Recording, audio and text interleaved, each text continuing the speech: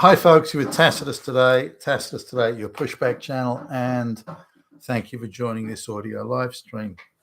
In this essay, I'd like to talk about I've seen a number of surveys going around where it's alleged or asserted that 70% of hiring managers, and I assume this refers to the United States, but 70% of hiring managers claim that qualifications, as in degrees and certifications and masters and PhDs, they don't really mean anything anymore, and they're not a measure of the person's capability or their intellect or their ability to do hard work or apply themselves, or their ability to have the basic framework to quickly acquire complex levels of knowledge and then apply it to any given situation, which is what degrees used to be. So the claim now is that these have no value, and therefore there are other means to determine an employee's suitability to the role. Now, the one that came up the most in suitability determination was, is this person doing that same job for about the same size company in the same sort of place in the, if you like, in the business sphere that we're looking for. So if we're a 1,000 person company, we're wanting a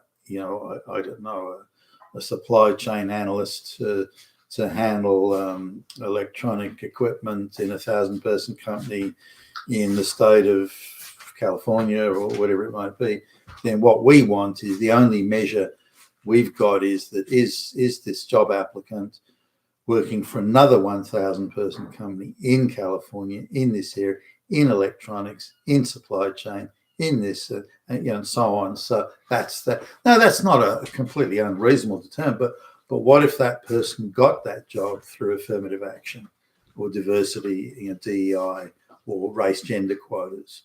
Then even that determination would be meaningless. So what we're looking at here is really a response to and a reaction to, in a backhanded sense, reaction to mass diversity and DEI, affirmative action, race gender quotas, and so on. And so what we're seeing is a reaction to that the reality is that equity type situations are not creating people that can do the job or know anything about the job or even give a shit about it. Or now, if we go back in time, not too far, this has been within my lifetime, around of the kids that started high school, and I've mentioned this in other videos, only about 3% went to university of the kids that started high school. Now in Australia, that number's getting on for 50% now that are going to university. So what are kids, 15, 20 times smarter today than they were, years ago, a few decades ago? Well, of course not. All they've done is lower the bar. That's all they've done. So in the effort to create equity and equal outcomes, and black lesbians should get the same outcomes as lazy black lesbians, low IQ lazy black lesbians should get the same outcome as hardworking straight white males, and so on. Now, you probably remember yourself back to your school days, there were kids that were super diligent and conscientious. They really got in there and they hit the books.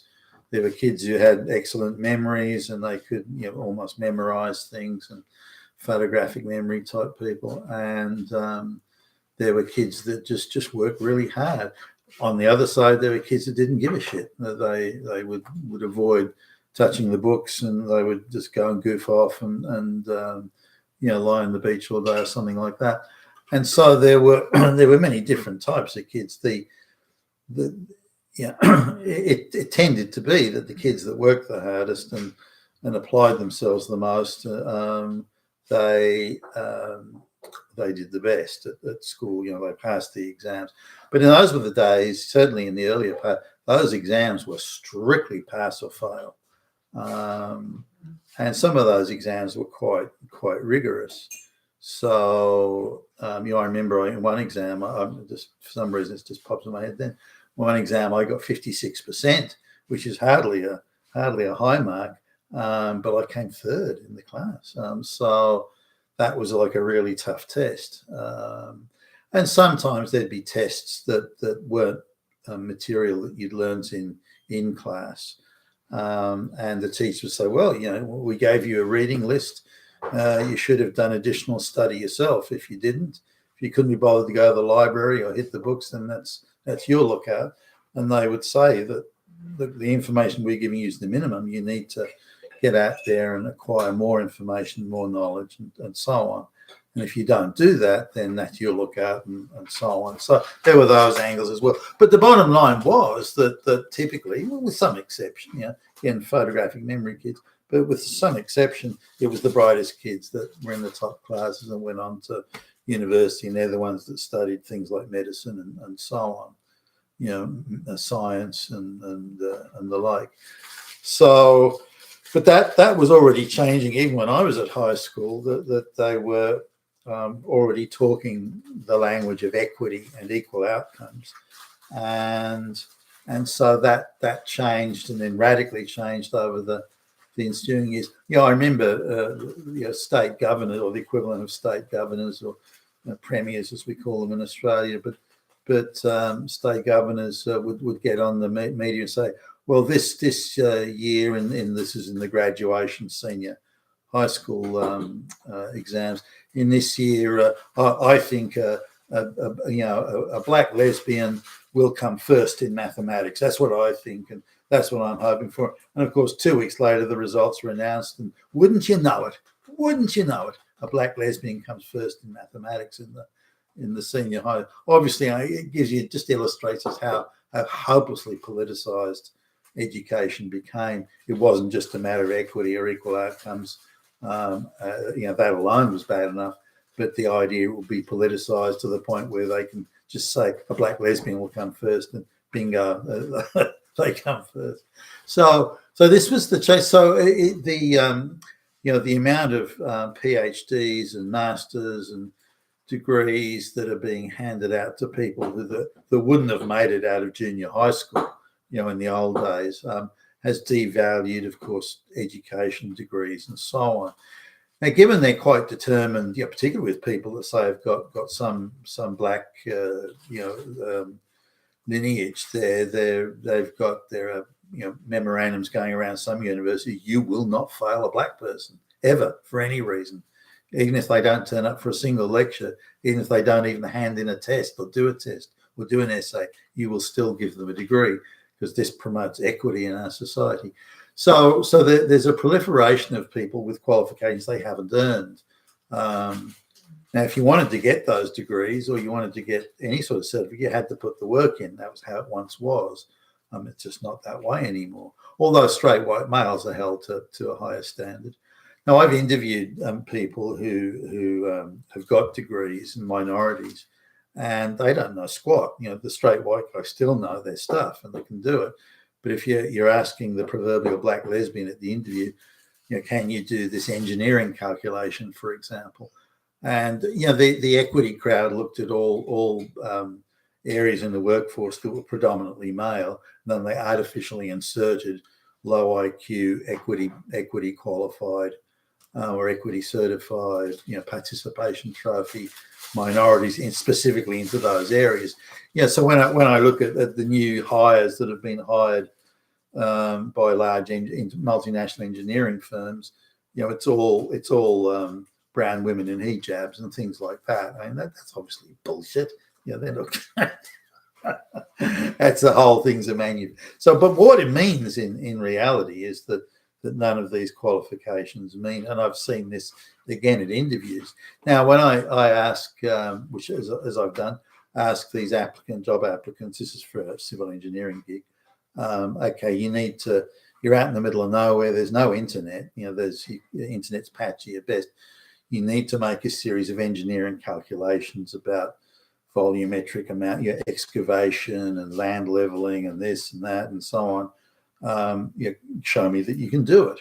And every one of them, to every minority, by the way, even white women, were outraged at being questioned on their knowledge. I mean, really outraged at it. The angriest was this white lesbian who thought, how dare you ask me? You're just doing this because you're a homophobic, racist Nazi. And got very irate. that she was being asked, and she didn't know the answer, by the way. But the view that they all had, the minorities, was, well, why the fuck does it matter if I know anything or not? Because I can get I can get that information off the internet. So why would you care? Why would you even ask that question? So their view was they should be hired purely for ideological reasons. Hey, I'm a black lesbian. You got to hire me. Haven't you got a race, gender, DEI quota or something? And that's why you would hire me, not because I know anything about. Well, how did you end up getting your degree if you don't know anything about engineering? Who cares? So this attitude, of course, permeates across all sorts of different industries and areas, but it's so widespread that quite reasonably hiring managers, if they've got to hire someone who knows what they're doing or can do the job, hiring managers are saying, well, a degree or a master's or a PhD, or it doesn't mean anything anymore. It's no measure of how industrious or knowledgeable or capable the person is. It's irrelevant now because so many of these degrees are given out as participation trophies.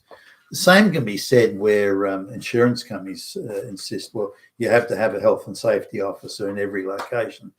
So there's a huge demand now for quick turnaround health and safety certifications, so that someone's got an IQ of -5 million can still get one of these because it's, again, a participation trophy. Now, in some cases, I think some companies, particularly the big multinationals, they don't care. They just want to be able to fill their diversity quota, and that's really all they care about. But smaller organizations or organizations that have to compete in the marketplace for business and deliver quality goods and services, they do care about this sort of thing. Now, it's come in from a number of angles. So on one side, it's, well, the people aren't qualified because of all the diversity degrees and DEI degrees, African American musical studies, or all this sort of nonsense, and people being waved through.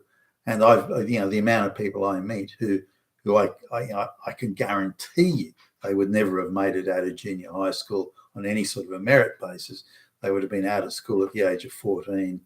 Maybe doing a job of, maybe an apprenticeship or something, anything.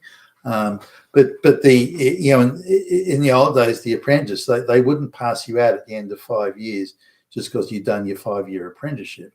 They would tell you, no, you have to take your final exam again. So it wasn't unusual to find apprentices that had been doing, say, I don't know, electronics or plumbing or whatever it was, carpentry for 7 years, because they'd had to go back and do the final year again. They had to pass that test. If you couldn't pass the fucking test, you didn't get your qualification.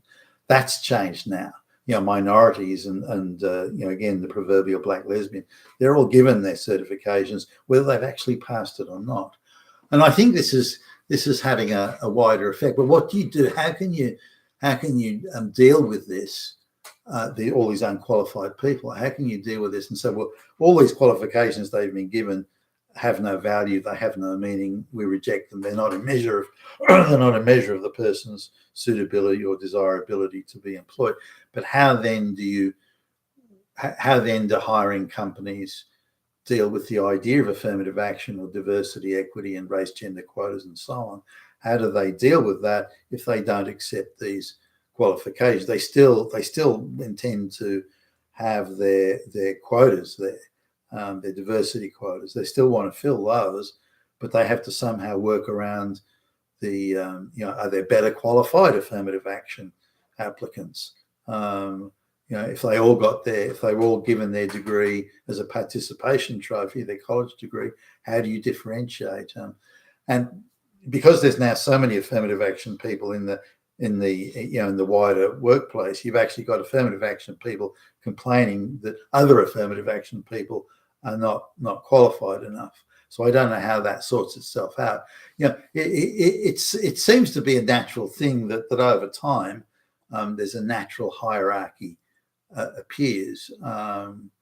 If let's say, I don't know, I'm with a group of people and we get dropped on a desert island, and one of them's an expert at finding food in jungle, desert, in tropical jungle islands, and they're expert at it, and they've got 50 years experience in this and that. I'd follow them because they're qualified to do that. If another one is an expert boat builder and there's another island over there we can get to, I would leave it up to them because they're the expert boat builder. I wouldn't presume to know better than people that, I mean, if they prove not to be expert, that'll come out in the wash pretty quickly. But the idea that there's when people get together, there is a natural hierarchy of capability, then I think that will ultimately reassert itself over time. But right now, at the moment, there's the whole employment market is flooded with people that aren't qualified, aren't certified, didn't earn their degree, don't have the experience, and where jobs are being reduced now to just ticket boxing and checklist type things where you just go off that. I mean, you've probably noticed yourself when you call, say, technical support online, there's some Indian guy at the other end that doesn't fucking know anything, but he's got his checklist of questions to ask. But if the checklist, if the problem you've got is out of sequence to his checklist, he's fucked, he's screwed, because he actually doesn't know.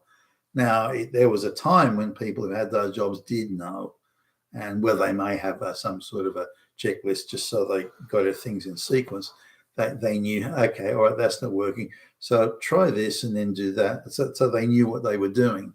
Now that's I think beginning the very early days where it's starting to make a comeback, where that natural hierarchy of capability is going to reassert itself. It won't be quick and it won't be easy, and it's desperately needed in the Western world. But we'll see whether that does come back or whether it'll be short-circuited by AI, for example. These are things that are yet to play out across the wider landscape. You've been with Tacitus today, your Pushback Channel, and thank you for listening.